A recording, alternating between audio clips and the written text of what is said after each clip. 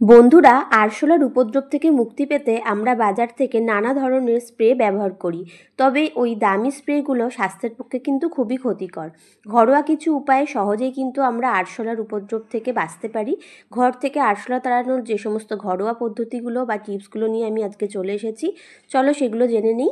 সেগুলো কিন্তু আমাদের ঘরে সবার ঘরে কিন্তু সবসময়ের জন্য অ্যাভেলেবেল থাকে। তাহলে চলো প্রথম টিপসটা কি সেটা আমরা জেনে নিই। যেসব জায়গাতে আরশোলা রয়েছে বা থাকতে পারে সেই সব জায়গায় লবঙ্গ রেখে দেবে। আরশোলা কিন্তু এই গন্ধ একদমই পছন্দ করে না। লবঙ্গর কিন্তু একটা তীক্ষ্ণ ঝাঁঝালো গন্ধ থাকে। তো ঘরের চারপাশে লবঙ্গ রেখে দেবে, বা রান্নাঘরে যেসব জায়গায় দেখবে তোমরা আরশোলা উপদ্রব করছে সেই সব জায়গাতে কিন্তু এইভাবে লবঙ্গ রেখে দিলে, ছড়িয়ে রেখে দিলে তোমাদের সেই সব জায়গা থেকে কিন্তু আরশোলার উপদ্রব কমে যাবে। আর লবঙ্গ কিন্তু আমাদের সবার রান্নাঘরেই থাকে। চলো 2 নম্বর টিপসটা দেখে নিই।